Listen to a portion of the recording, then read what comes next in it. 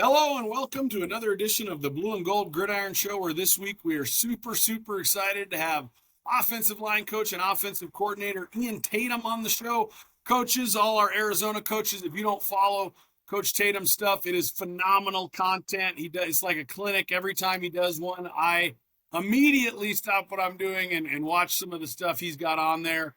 Has done really a tremendous job putting out videos and content. And of course, he already gets massive points with me because he's an offensive line guy. I love coaching the offensive line. I tell our guys all the time it's the most fun position to coach.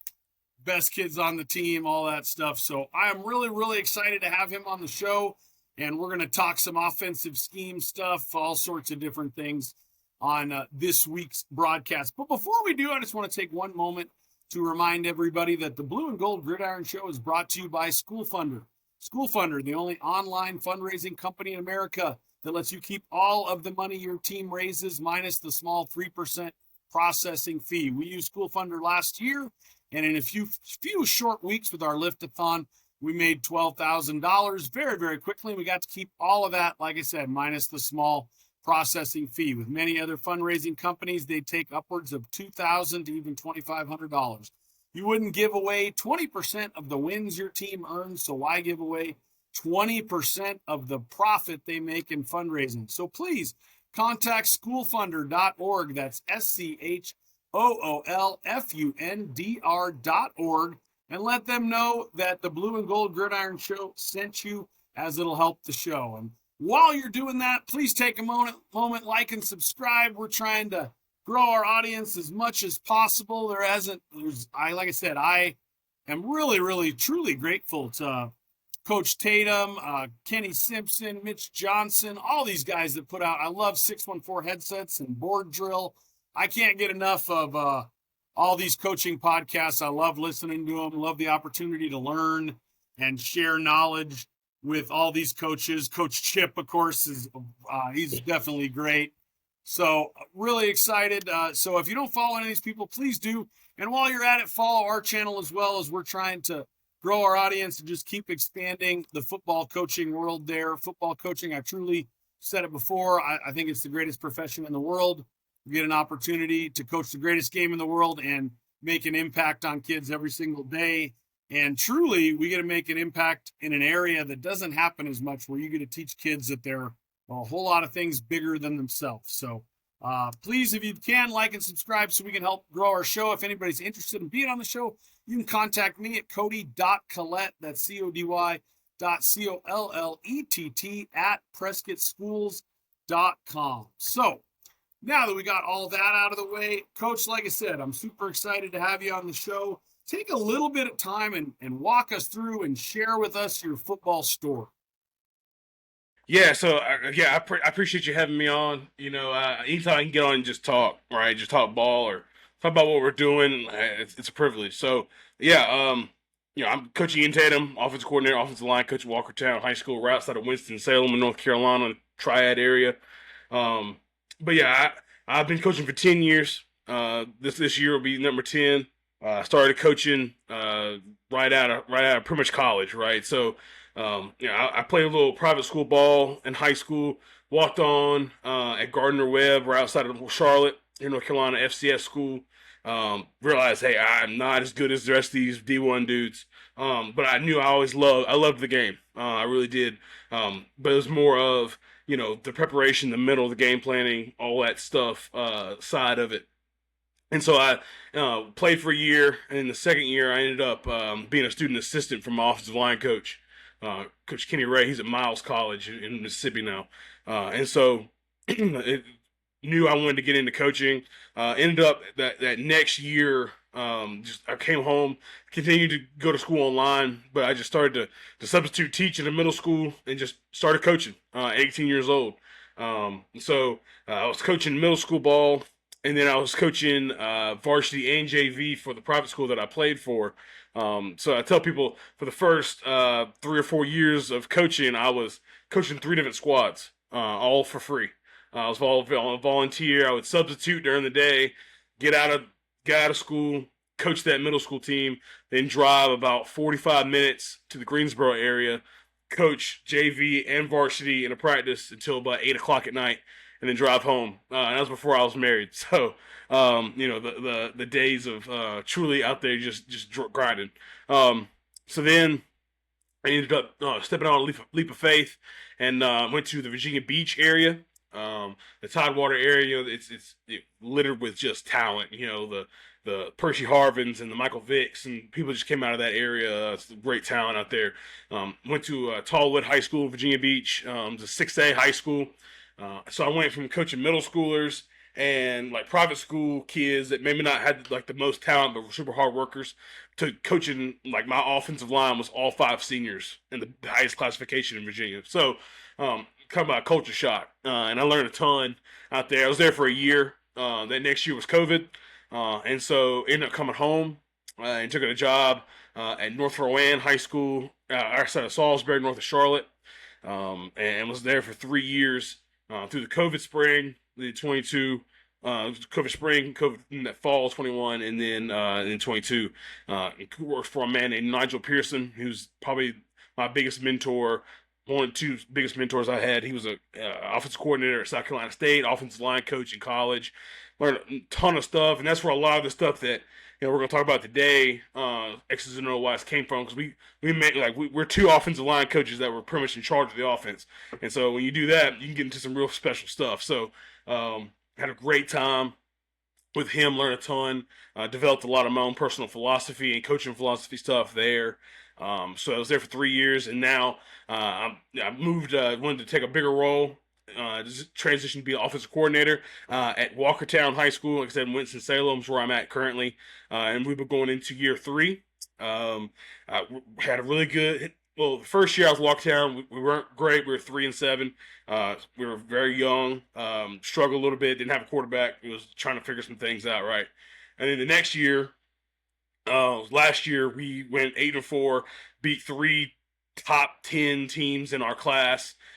So the young kids, they a year in it, bought in, came in. That senior group was hungry to change some things, and we did some really good things last year, and ended up losing the second round of the playoffs to the team that we beat week 2. We lost by 6 in the second round. So, but yeah, this year is going to be incredible. We're going to be taking that next step.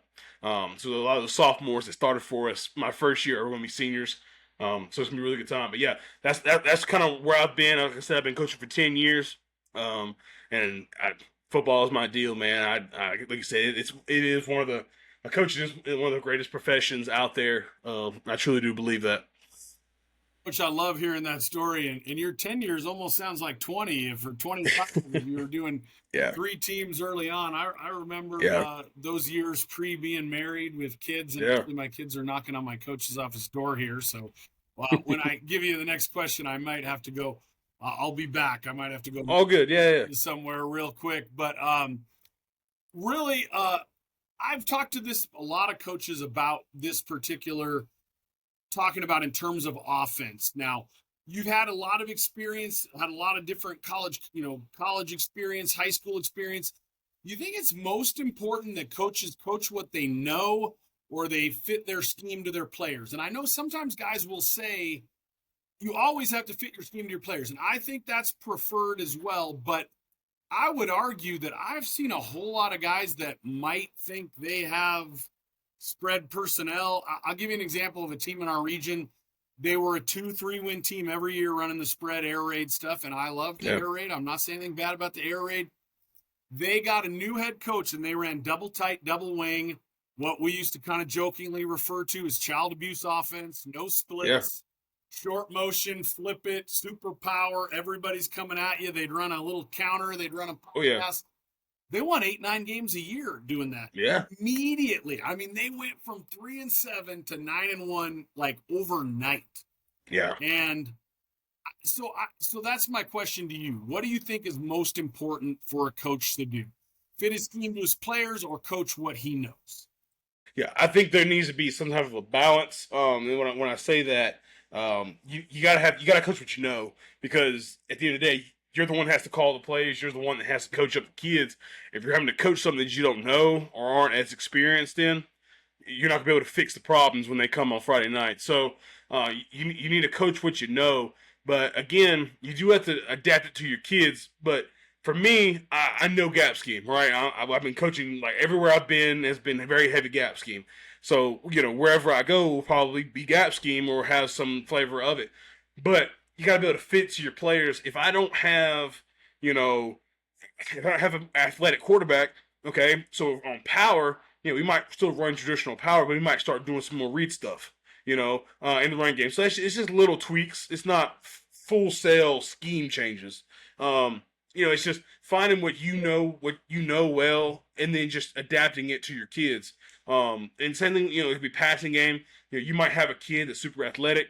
He can't throw it 20 yards, but he can roll out, he can move around, and he can throw it 10 yards, on the run, stuff like that. So get more boots and nakeds, get more flood concepts, get stuff for him moving, things into the flat, easy completions, screen game, stuff like that. So you can find ways to kind of fit the kids, to what you're trying to do, but then what you're trying to do, trying to make it so your kids can be comfortable within it.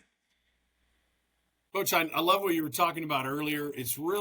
That's one of the most fun things about coaching, I think, is when you see that kind of program develop in an upward trajectory, when you see those sophomores that are now seniors. I think about the 2020 COVID season. We started probably 9 or 10 sophomores, and we played a 7-game regular season. We lost the first 3, and a couple of them in fairly convincing fashion. And then we were able to reel off 4 straight wins to get into the state playoffs. And that group ended up being back-to-back quarterfinal teams, shared a region title and all sorts of stuff. But I think that foundation was kind of laid when they were sophomores, similar to what you guys, I think, are on the verge of this fall with your program there at Walkertown. So next question would be, walk us through a typical install. How do you go about installing, both from a spring practice, fall camp perspective, and also maybe week to week? I know there's some guys that'll say, hey, we'll run these concepts on Monday, these on Tuesday. Yeah. How you do that, both from an installation and both from a game week type of deal? Yeah, so installation is probably the easier one because we just went through spring. So we try to do everything. Everything's fresh, right? We don't assume anything. Like, we know who's coming back, we know who's played, but especially for me in the offensive line group, because I hone in on the run game, right? And my head coach handles more passing stuff. And so, like, I have, the offensive line, running backs, H-backs, stuff like that. And he takes receivers and quarterbacks, right? And when we do, like, majority install, like, classroom stuff, because we usually start, in the classroom, and then we'll progress forward. But let's say, day one, we're going to, like, for this year, we installed, duo and GH counter. Like, that was our 2 best plays last year. And so, okay, 2 best plays, we're going to start there. So we'll go in, and I know that those are the 2 run plays, and then probably we'll go like half slide right in the passing game. And so, especially in for me, I'm really big on classroom work. It's more of a college model if you have the time. Some people don't have the time to do it, which is fine. But I believe in showing it to them, right? It could be any position, doesn't matter if it's offensive line or not. But so showing it to them, so getting them on the board, and explaining the whole play. I'm big on explaining the whole play, not just what individuals are doing. And so explaining the whole play, showing them on the whiteboard, having them do it. So having to show it, having to do it, and then having to walk through it. And that's kind of how we install, how to get them to retain information. And then we do that for all our concepts. And so the walkthrough's more for my linemen because it's easier to line 5 guys and go. And then if it's gym or pre-practice, whatever, getting the skill guys out there and run through routes and stuff, or run through at least just line up formations. So that's how we kind of do that, and then we progress, right? So once we've shown mastery through that practice, or at least that hey, we can run, we can get run these without failure or mistakes. We call it perfect plays. So it's a period we end every offensive practice with perfect plays, trying to show mastery. And then we decide, hey, as a staff, do we like where we're at with that? Do we need to move on? Yes or no? If it's no, then all right, maybe we need to, talk about those 2 runs or maybe 3 passing concepts, whatever it is with the skill, and do it again, right? We don't move off, right? I know some people's philosophy is throw everything at them in the spring. Well, I mean, sure, but at the end of the day, if you give them everything and they're not good at everything, they're not going to be good at anything. So, we won't move off the concept till we're satisfied. And then, but if we're good at one, not good at another, then all right, we'll add one and then make sure we redo the other. So just progression in teaching. And then the next day, we might add two or add one, depending on how well they did the previous practice. So that's kind of how we install through like a camp and stuff like that, and until we get whatever we decide we want to have installed. So for us, we want to have at least 4 or 5 run schemes, because they build on each other. Like power and counter build on each other. Like on the front side's the exact same. So and then we'll have power and counter, and we'll do counter different ways, power different ways, duo. We'll have an outside zone. Then we can get to more exotic stuff, which is dart or special. Like we'll do different read tags on plays. And so that's kind of how we install day to day. And then you kind of have to decide what you feel comfortable with. During the week, you have your install, right. If you now say it's a game week, now game one, whatever, you already have what you've been running all summer, and then you go into game one with that. Game two, now you can either think about adding some stuff, or what were we not great at. And you start either adding stuff, subtracting stuff. Game planning wise, only time we would really add some things, add some wrinkles, two things. One, if we saw another team that's either similar to us, or they've done things that, hey, this slight adjustment or this play is very similar to something we already do, but they have this tweak here, and it takes real good advantage of what they do on defense. Then we'll talk about it in a Sunday meeting, and we can install that on a Monday.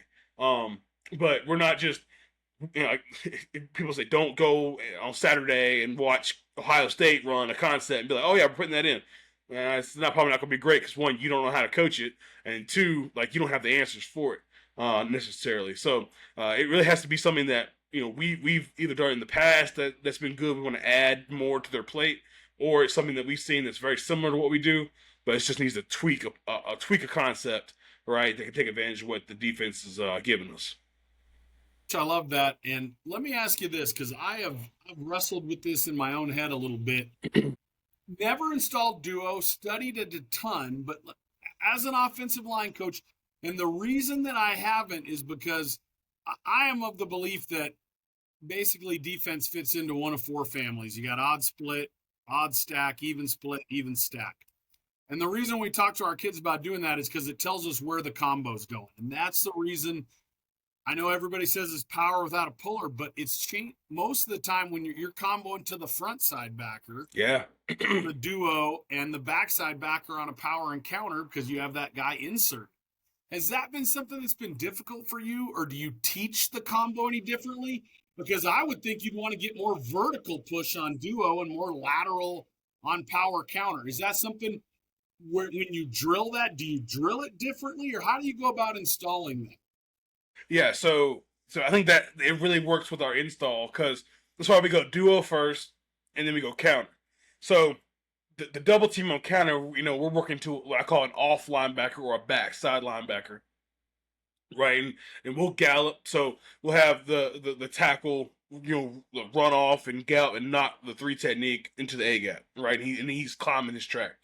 So they know their double team's going to a backside linebacker or the off linebacker. I had them in my install. They have to tell me these things. They have to verbalize it. Like, where's this double team going? It's going to the off linebacker coach. Cool. And then when we get out there and we're doing, half line or inside, I'll have them, they're calling their double team calls. They have to call the number. So I know that, hey, they understand the concept of, hey, it's counter or power or whatever. We're going to a backside guy. Now on duo, they know we're going to an on linebacker. And it just takes reps. It takes understanding. So that's why we do both of them. So they know that, hey, duo, we know it's going to on linebacker. Counter is going to an off linebacker. So it had the contrast. And so now the next day, if we put power in, they know, hey, guys, this is just like counter on the front side for you guys. Oh, cool. We're going to an off linebacker, right? So we don't necessarily call it power without the puller. Because when you do that, then they're like, but on power, we're going there. Like, no, no. Sorry, I'm gonna get to that. No, power is like counter on the play side. All right, cool. Yeah, we're going to an off linebacker. So they kind of understand that. Now, one thing that we do that I think is good is that on power they know they can make a solid call, and what a solid call does is it switches us to duo. So if we come up and pretty much the number one way a defense wants to take away power is blitz through that backside B gap. And so blitz that will. So if we see any pressure or we see a funky look, so he'll just our backside guard, he'll say solid, solid, solid. And so all five of them know, hey, we're checking the duo. So now we know he blitzes down, that guard's on him because he's got his backside gap, right? So that combo would be going to the backside linebacker anyway because it's a backside double team. Cool, they're solid, and now the front side double team, they know they're going to work vertical now, right? Instead of working to a backside linebacker, and they have when it's power, they have full autonomy to make that call because the H is still kicking, just like on power, and the running back is still sliding with the quarterback and still getting down A gap. So nothing changes. Only thing that doesn't happen is that there's no puller. Now the running back, he's still reading the linebacker because on power he's getting in the hip pocket of the guard and reading the linebacker for his cut. So everything's still the same. So that's gotten us out of a lot of hairy spots with blitzes and stunts and stuff. We really do it against odd stack teams because you don't necessarily know where guys are coming from because they're head up and they can go either gap and the linebacker go the opposite and shoot the gap. So we'll just check to duo and we know, hey, at the end of the day, pick your foot up, put it down, read your backside gap, block who's there, and that really helped us out a lot. Which I love that. Do you guys gallop on both? No, so we gallop on power and counter. Okay. And I explain it to them, and one of the best drills that I do, coach, and it's not even a drill. It is what I call answers to the test, and all it is a fast paced walkthrough, right? And so I have a script for inside, a script for team, and we'll go through all the plays, right? And so they get the reps at doing what plays coming up. So if hey, we're going power right, all right. So they know, hey, my right guard, right tackle are doubling to a backside linebacker. So now that tackle knows he's got to gallop him, right? So and if he's already in he's already in the A gap. All right, then you're galloping to your buddy's hip, and then you're climbing. So, but on duo, no, they're vertical in that thing. It is a straight vice double team, moving them off the ball, shoulder, hip to hip, old school. So that's kind of how we distinguish that, and we don't. I have one set calls, for my double teams. Some people they change it for zone, so they change it for gap. I don't because that's another set of double team calls for them to remember. I would rather them remember, hey, on this play, it's a different double team versus what are those 6 different double team calls? Yeah, so we end up doing it that way because the majority of our double teams we either go to a backside and we're having a gallop or we're gonna shoulder to shoulder. So let me ask you, Coach. You get a 3 technique. You got your guard tackle combo. We call it a deuce. Whatever you want to call it. Yeah, that's what we call it. Yeah. When you said on duo, are you stepping like is the right guard stepping right foot to get hip to hip with the right tackle, or is he plant stepping with his gap foot first, and then they're getting hip to hip more towards the second step? How's that footwork looking? Yeah. So if they're and this is game playing scheme and stuff. If they're a heavy blitz stunt team, right? If they're going to twist and stunt majority of the plays, yeah, we'll protect our inside gap first. So if we're going to go duo to the right, he's going to step, pick his left foot up, put it down to protect his backside gap, and then he'll knock into that guy. If they are a 4 down, they're always going to be in a 3 in the shade. They're always going to be B and A gap players. No, like let's tee off on these dudes, right? So you'll step with your right foot first and go ahead and then get into that guy. And it'll be a true like the guard and tackle should be hitting each other first to knock the dude off. So yeah, but yeah, that's all game planning and kind of figuring out what kind of a team you're going to go against. Let me ask you this, and I'm getting way more into offensive line specific questions. Hey, this is my cup of tea here. So yeah, I'm getting off a little sidetracked here, but. Second question here. I have changed very much how we teach the down block through the years. When I first started coaching, I would say 60 to maybe even 70% of the teams are what I call readers.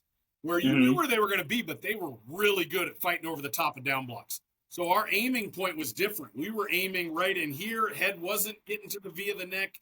Okay, head sometimes it ended up behind on that. And everybody seemed where we are. It seems like most teams are penetrating. They're getting up the field. So we're actually even giving a little bit of ground, getting our head to the V of the neck. We take, if I'm down blocking, I'm the right tackle, and I'm down blocking this way. Yeah. We say this is our elevate hand, getting under that armpit. Yes. And this is our punch hand to that far breastplate. So my question is, have you altered how you taught the down block, or has it always been kind of one way? Because we've definitely changed it through the years. Yeah, I've definitely have been a one way type of a guy for a while. And then I started to really talk to Kenny Simpson and then Coach Gould, his offensive line coach, and how they do it. And they talk about the you have the penetrators and you have the readers, right? If they're a penetrator, you want to get their head in front. If they're a reader, get the head on their back, right? Because they're trying to play over top. So you're just there for they play right into you. So that's what I teach now. I know they're straight down backer, so they don't double, but so we double. So really the only guys that are really doing that down block is my center, like that true just one-on-one down block, unless my guard has an inside technique. Because then I want him to take that thing solo, and the tackle is just there for comfort and on the outside, and he's climbing. But if it's a 3 technique or they're playing a 2, whatever, it's a true double. But if we're gonna have our pin and pull stuff, then we'll have more solo blocks, and so we teach it a lot. Yeah, but just like you were saying, coach, near hand or some people call it outside hand.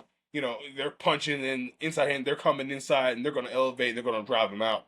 Because I teach independent hands on pass pro, so that plays right into it. So they're used to using both hands, not punching at the same time. Like, hey, their hands are coming at the same time, but now I know this hand's going to do this and this hand's going to do something totally completely different. They're not just punching through the chest and trying to drive. So they're used to that because we teach independent hands on pass pro.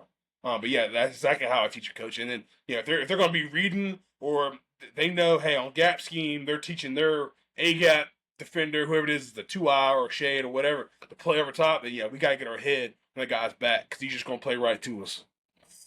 I used to teach it like that, but I'll be honest, I don't see any readers anymore. Yeah. I think on our schedule how many readers we saw, and it's just not many. Other thing that I was talking to Coach Chip about that I found interesting, and I guess I just interpreted it wrong all these years ago, because we teach gap down back to our kids, but this is our interpretation of it. Is there somebody in my inside gap? Yes, I got him. No. Is there somebody on my buddy inside? Yes. If neither of those is true, we say linebacker, but we say they have an option of how they're going to get to a linebacker. So, for example, that right tackle is going, there's nobody in my inside against an odd front. Nobody in my inside gap. There's nobody on my buddy inside. I know we're going to end up to a backer, but how we want to get to it is through a tray. So I consider us kind of a gap down backer team, but I guess a lot of people would say we're not because we're comboing or gap on double or what have you.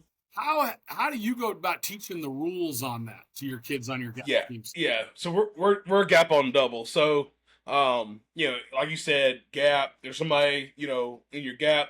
Great, block them. If not, there's somebody on you. Yes, no, cool. Then I say look for a double opportunity.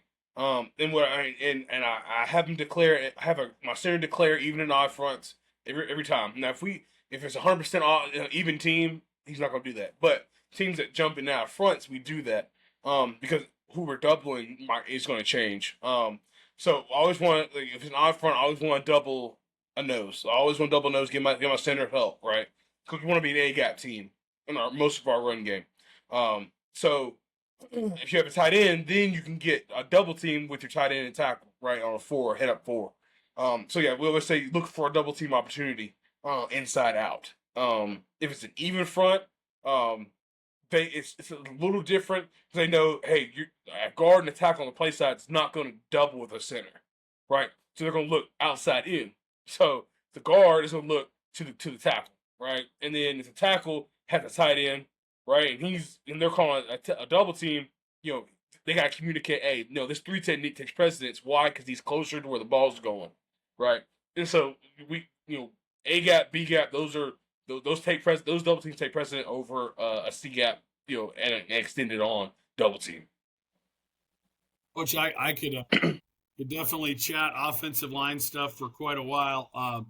Next Yeah. question though, moving on. How many? I try to set it, and I've changed it, and we try to get to different stuff through tags. How many concepts do you carry? One in your base offense.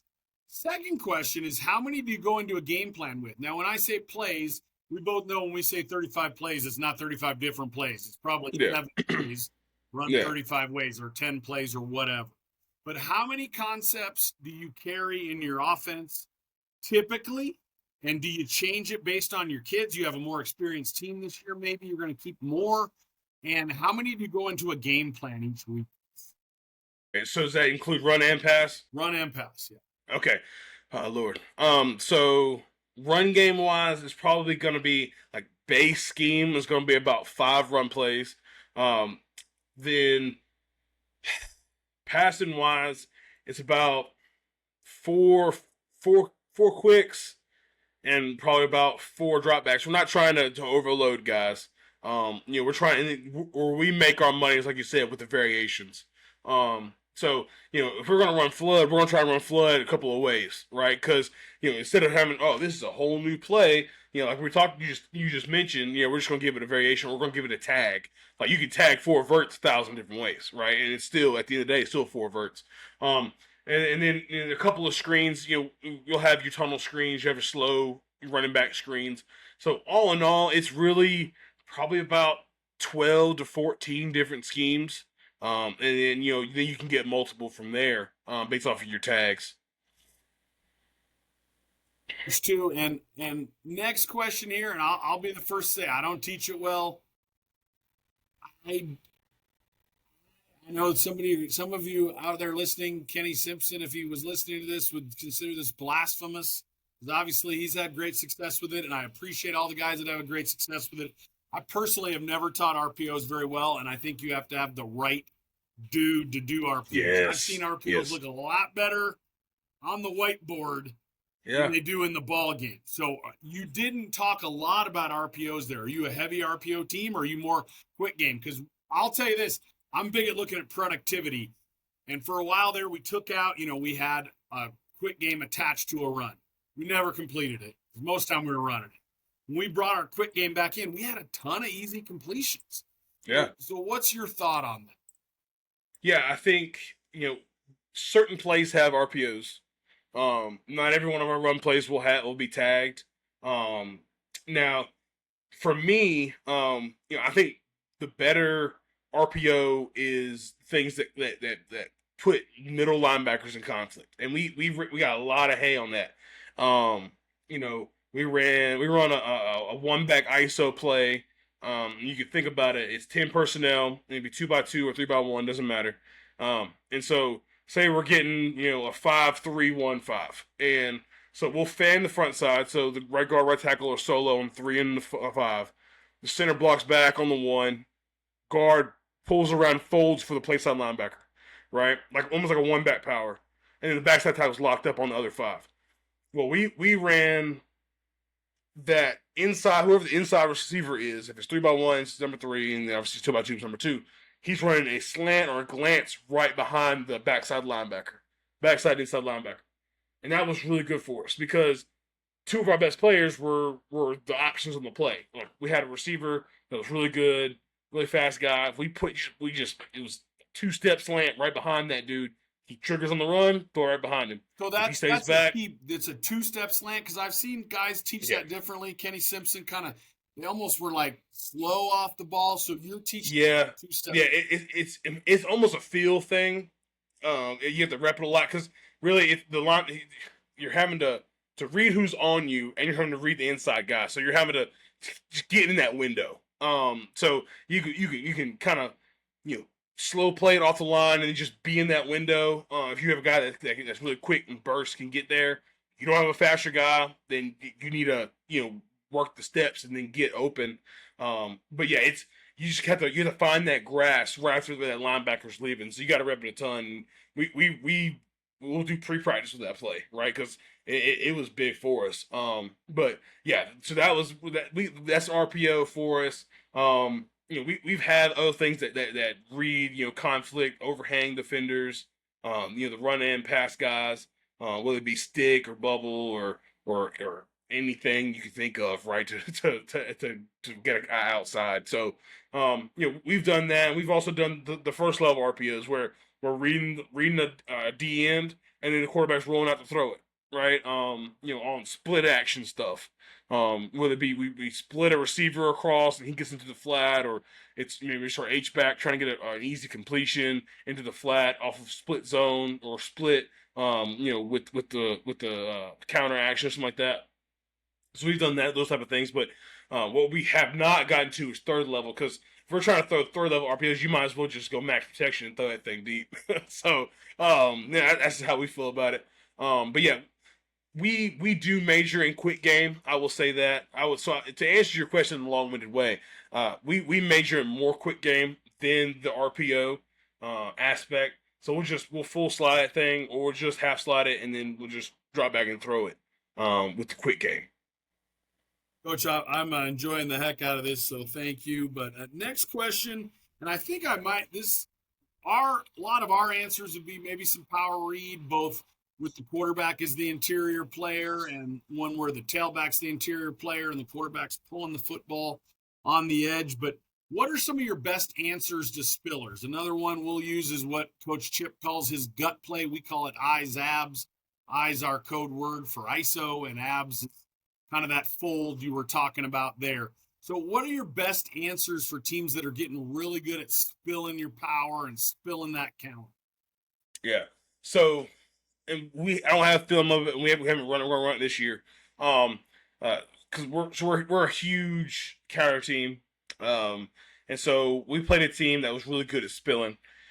So two ways to handle it. One, you can either get really good at logging and the second puller gets outside, or you can run what Lincoln Riley calls crab, right, where they fan the play side and then they're wrapped inside. We didn't do that last year. We're going to do it more this year.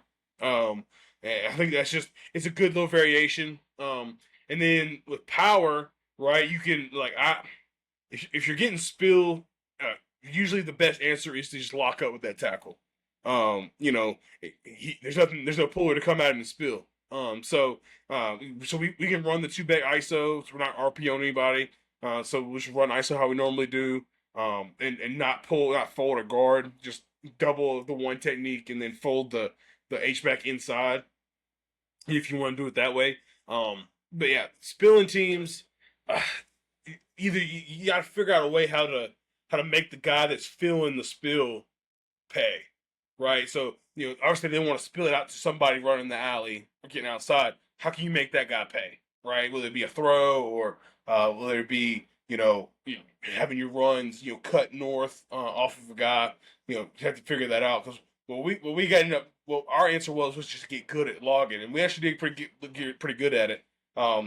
We do a drill. It's a double puller trace drill where the first puller he's running, he's just reading that D end, right? He wrong arms. All right, he's gonna flip his hips. He's gonna run. He's gonna flip his hips, get around, and steal the block on the log. Second puller, he's gonna read the guard or whoever the first puller is. And so he sees his back, he's gonna pull inside. He sees his face mask, means he's coming around on the log. He's gonna pull outside and get wider. And then the running backs, fall in the second puller if it is a counter scheme. If it's power and it's a single puller scheme, he's doing the same thing, right? He's going to read the H's block.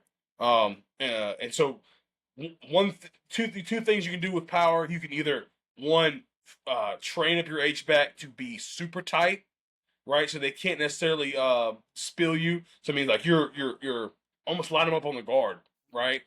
Yeah, sniffer, like he might be inside, outside leg of the guard, and he's coming straight tight off that tackle. So if he wants that wrong arm, he's gonna be out of his gap because he's gonna be coming way over top. Or just doing the exact same thing is, hey, he's in a normal alignment, he goes to do it, that guy spills, cool. You flip your hips, now you're blocking him back down, and the puller is now reading the H's block. So instead of being tight off the tackle on that down block for the puller, he's gonna be tight off the H back.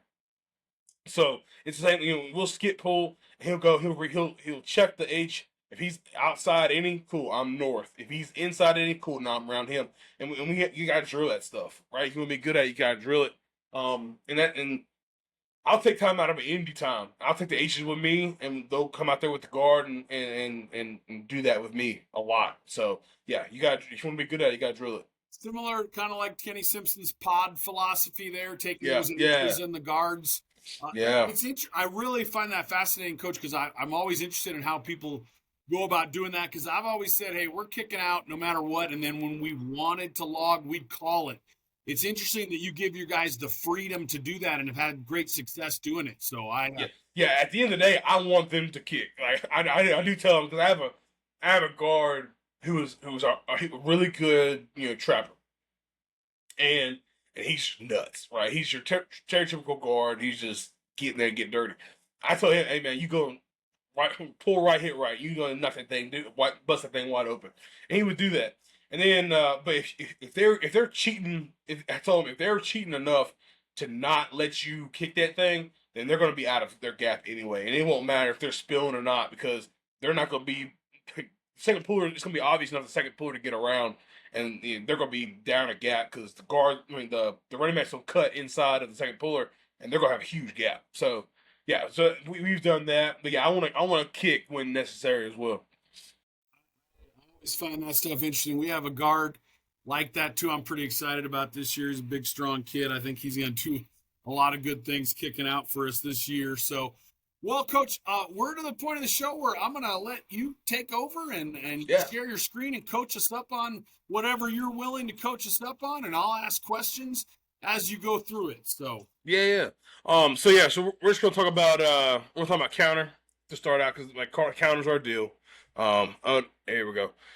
So just normal GH, GT, and we're gonna go through a little bash and a little toss read stuff.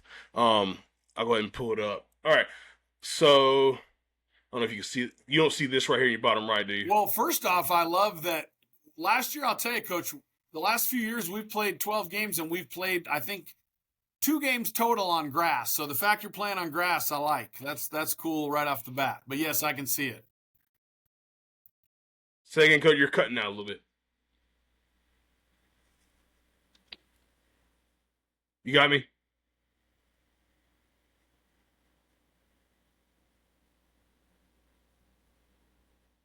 It's lagging a little bit. Let's see. Yeah, a little bit. It happens. No worries, All right, Coach. you're good. All right. Say that again, Cody. But the grass, I didn't hear you. I was just gonna say you guys are playing on grass. We haven't played. We played about 2 games on grass in the last 2 seasons. I hear you. Yeah, like most teams we play are going to be grass. This year we play on a little bit of turf. But yeah. So yeah, we're just running, just GH counter. And this is one of those spill teams, Coach. So we knew this was a spill team. So first puller, right? He's going to come out. He's going to log. Second puller knows he's going to read the guard if it'll play. Let's see. Coach, do you find that easier to be with the off tight end or the H back there than it is for the tackle? Yeah, it depends. If you have a tackle that's pretty athletic, we like letting him go ahead and go. But yeah, we also like doing it with the H because especially where we're at now, our H he plays middle linebacker for us. He's got an offer to Liberty. Like he's pretty darn good. So we like pulling him through a lot. So we'll go ahead. Let's see. I just not want to play for me now. I'm not sure why. Let me see if I can change the quality. Well, maybe.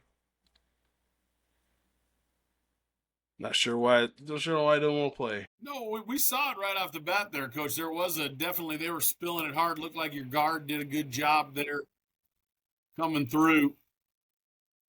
Let's see. If not, let me go to here. All right, I'm just gonna pull up first down playbooks. Perfect. Obviously, you got GT counters, nothing groundbreaking, right? And we really like the off H right here. And this guy's more of a fullback type for us. He can handle the ball in short yardage. He's gonna be a pull and wrap guy. He's gonna be a kick guy. So we like having him there. So yeah, we do a lot of same side run. So we're going to go GT to the right. Running back's going to line up on the right.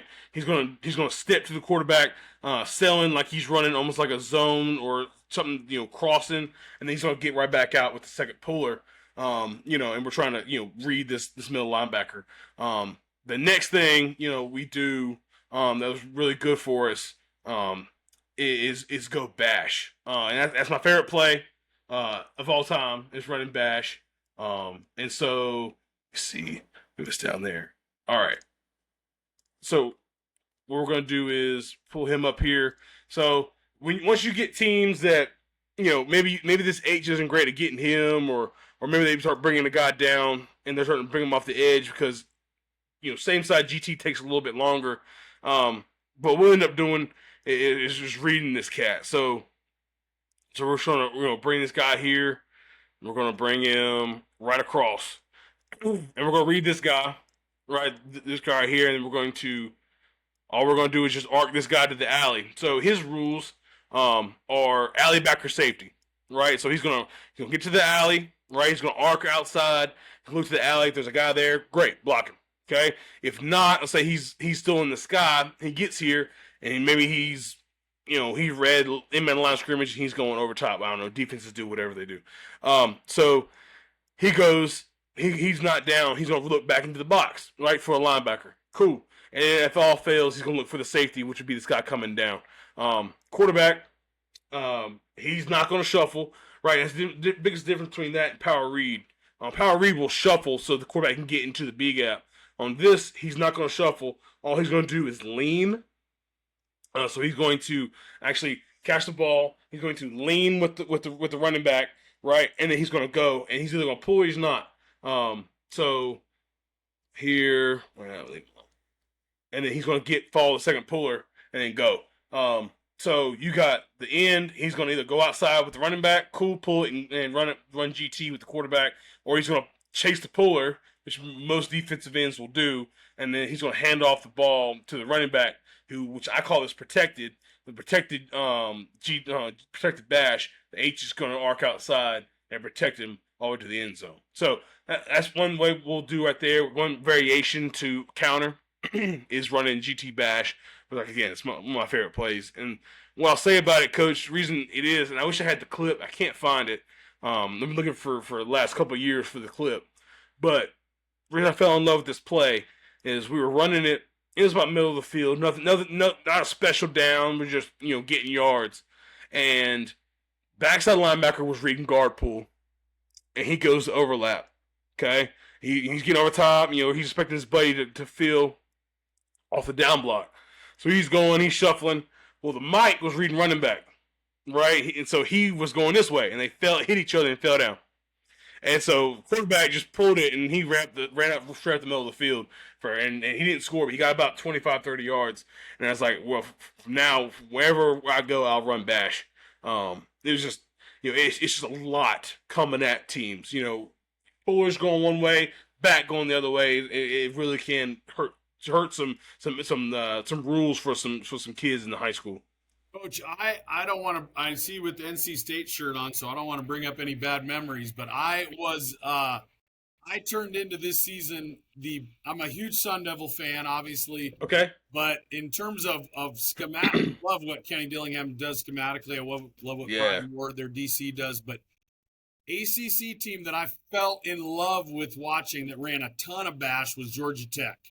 Oh, yeah. And that Georgia Tech NC State game last year was one of my favorite games of the season. I know it probably was not one of yours, but Wolfpack, I think, probably let one slip away there in that one. Oh, yeah.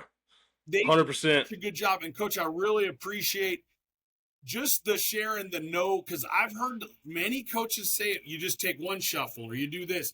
But I love the lean on it because that's how we teach our jet Q counter, kind of similar to Harris State, and Tony Anise would talk about it, leaning into it. But I think that's a critical coaching point on the bash there is the lean and then read the end and see if he can get the edge. We're going to really try to incorporate more bash this year, and I very much appreciate your insight into bash. So thank you. Yeah, and two things. One, we when we did a lot of this stuff, we were heavy Gus Malzahn, right, studying Auburn when he was there.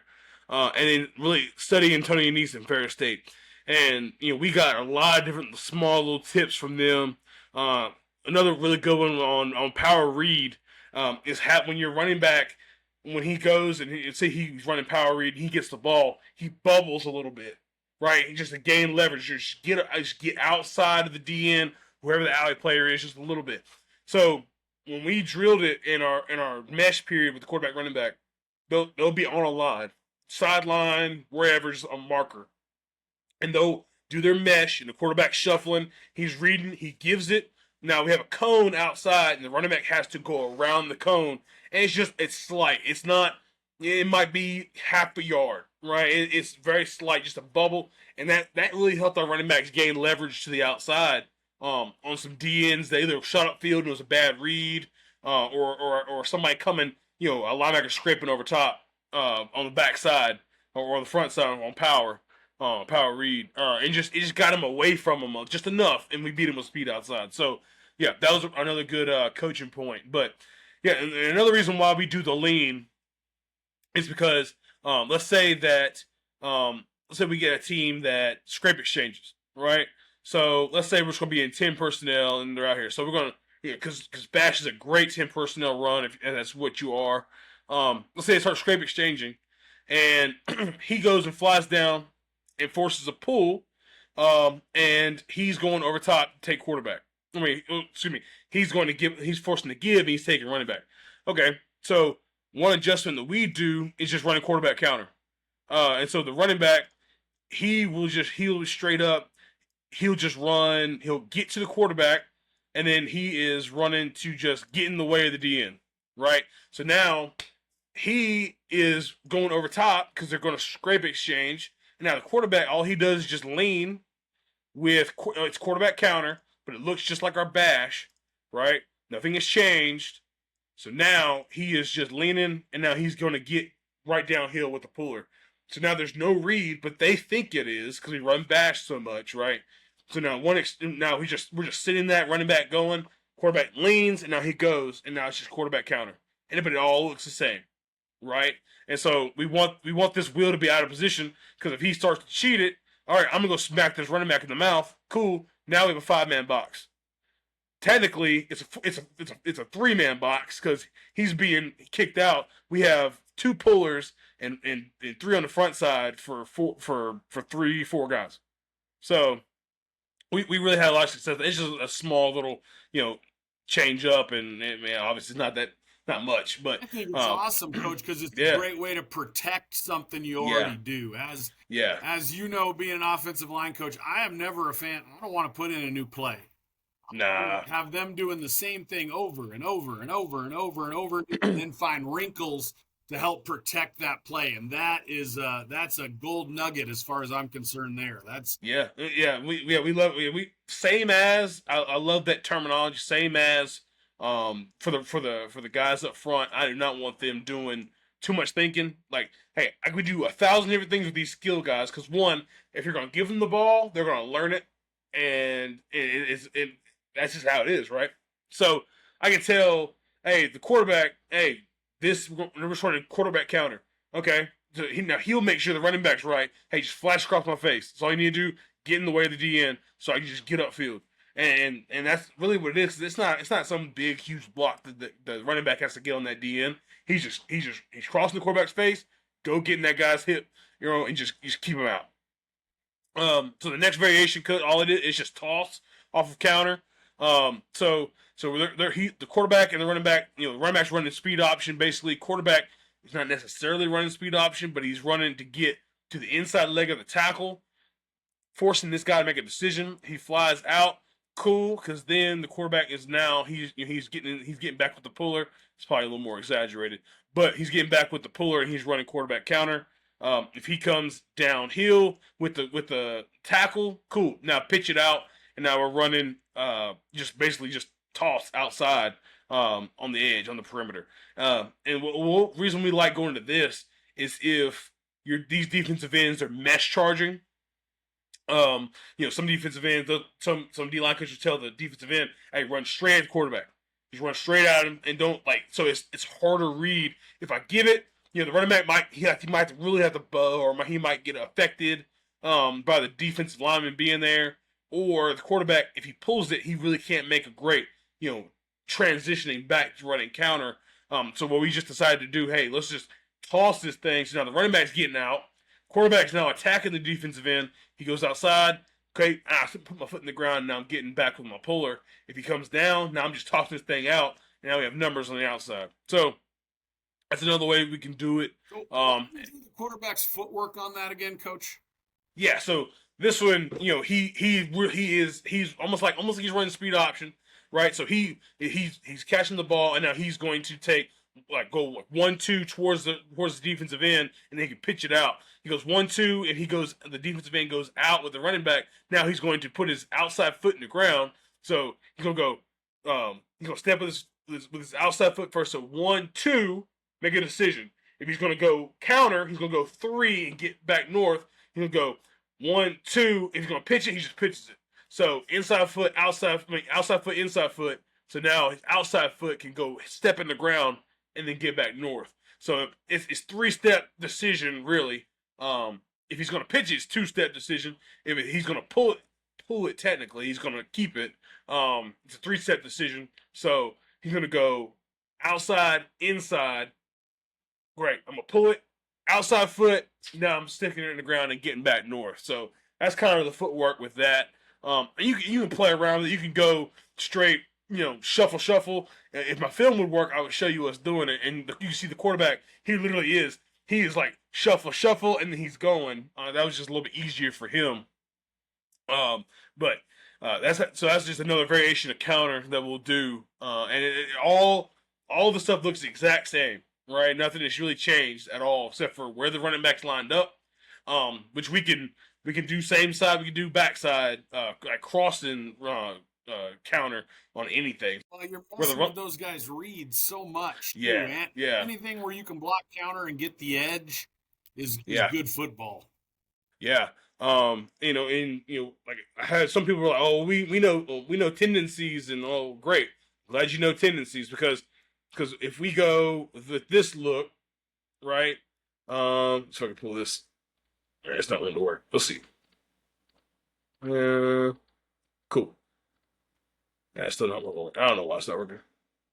There we go. All right, so if we go, we know that when your back's away, right, and he crosses, great, you're running counter. If he's on this side, we know we're going to get counter this way, we're going to get tossed this way, or we're going to get some type of power read this way. You know how defensive coordinators, they play off the back. Cool. Well, we can run all of our stuff from the running back being on this side. So we can straight up cross the running back, right, and he's running counter, right, and the quarterback's going to read the defensive end. Okay, we can run that toss stuff that we were just talking about, right, with the quarterback. And, okay, now we can still run counter back to the left, right? So we're going the same side. So you don't know which way we're going to go and run counter. We can go pistol. We can put the kid right here and have him step here and still run counter. And the quarterback's still reading it, right? So we try to make sure that, hey, just because we line up a running back somewhere, we can still get to all of our stuff. And that's been really big for us. That's why we try to carry all these. And obviously this is not day one stuff. GT's probably not going to be the first counter we're going to install. It's going to be GH, right? So, and I'll talk with my guys about, hey, y'all remember when we did this? Yeah, coach, you remember. Cool. And so we'll make sure we do that. But we'll start with GH, and then we'll go to GT. And so, with GH, we can still do all the same stuff, which I love. So let's see. Let's just do this real quick. So GH is here. So he's going to pull. He's going to be the second puller. And he's just going to get, around the double team like normal. Like that. Cool. So say it's not a read. Okay. And we can still cross it with the running back. Okay. Or you can do same side. Doesn't matter. Okay. Cool. You can arc the tackle, which I'm a big proponent of arcing the tackle. I don't know if you guys arc tackles or not, coach. A little bit of that. Yeah. more our H backs against Yeah, an even yeah. front. We really want to get that tray against an we usually end up kicking the outside backer against odd fronts, Okay. and occasionally we'll run it to the open side. And this is a philosophy of mine that we've started doing it more for years and years and years. We didn't have very big linemen. So Yeah. I wanted to always run counter to a 3-man surface so I could get outside help from the tight end. So my, 195-pound tackle could step heavy inside. Yeah. Because I've heard guys all the time say, "Hey, he takes his step. If that guy crosses his face, he washes them down." You can do that if you're 270. If you're 190, Yeah. it's not always gonna be as effective. So we've gotten the last couple of years we have two big old tackles, so we've started to do that a lot more, and we really turn counter against an odd front where we're kicking what I call a 4. Everybody else on earth calls well, actually what I call a 5, what everybody else on Mhm. earth would call a 4. Okay. That counter really to me turns into an A gap play. Uh, I got you. but I understand what you're saying there, and we've done a little where we'll fan out if we get the outside. We got tackle's got a guy head up in the outside backer. He'll fan out. He'll call short, and then the kick becomes here, and we lead it up again. More A gap in that situation. Yeah. Yeah. So referencing that, we arc the tackle on counter against odd, and it's just we just there's no wrong way. Like what you're talking about, that is a great way to do it. We felt like doing it this way just helped us out a little better because we want to run it tight, right? We probably we will run GH against odd fronts because I don't like this H getting in there and getting a 4 technique. Yeah. Just if let's say the H is going to pull and the tackle's going to sit there just base block. But yeah, we'll double this guy. We'll double him to the backside, and then we'll arc to the outside backer and then kick the 4 with a 4-eye, and it hits tight, super tight, and we know that. And sometimes you might get this guy. He's trying to spill. All right, if we see he's trying to spill or he's a B gap player, then we'll just lock him. We'll lock the tackle up. So we'll let this tackle just he'll say he's a 4-eye or he's he's going to stunt. He's going to slant to the B gap. Cool. Tackle. All right. He's going to pick his foot up, put it down. And he's going to block this guy down. Cool. Then we're just going to trap off the edge just like that. Okay. And then obviously the puller will go on an extra gap outside, and we'll have a call for that. So they'll know, hey, either it's going to be super tight because we're going to kick the 4, or it's going to be a gap wider because we're going outside. Coach, that's really good Yeah. stuff. That's a great part about talking to guys that maybe are even running the same things, just the versatility of ways you can kind of play with it and get it installed there. I've definitely seen when that tackle steps out, it really, most of the time I've seen it, that guy comes running up the field and ends up getting kicked out then. Yeah. But it's interesting that you say you'll see that squeeze here. And you see this guy squeeze it really well here, and your guard does a heck of a job. So we ripped the crap out of this. This is our rival, so this was a big week for us. And we knew that they were going to be doing that, and so honestly, it became like trap, like the H ended up trapping the spill guy. So yeah, it was really good for us, and then he just cuts it straight up field. It was really good for us. But yeah, it was really good. Yeah, That's I don't a know. football player. Yeah, he was really good. But yeah, that's so I can get to. I do want to at least show some bash stuff if it'll work. Here we go. Hope so, because I'm looking forward to seeing the quarterback. Yeah, so here's the quarterback. So lean and go. Now he does step. Okay, so he stepped right there, but it was very subtle, right? And he crosses his feet, which I don't like. But this guy was super athletic, so he could do it on one foot and he'd be fine.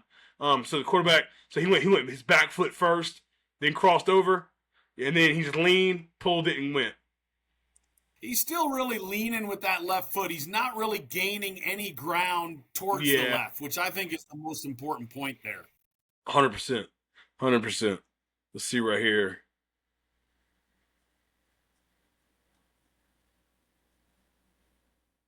And you ended up giving that one.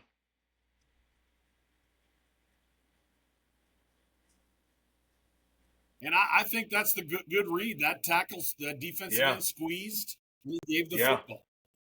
yeah, and they're spilling too. So they spill inside. Okay, guard, block him down. Long now the tackle. He needs to be better. Come on around. Let's go. And so he read it around. And he's going around.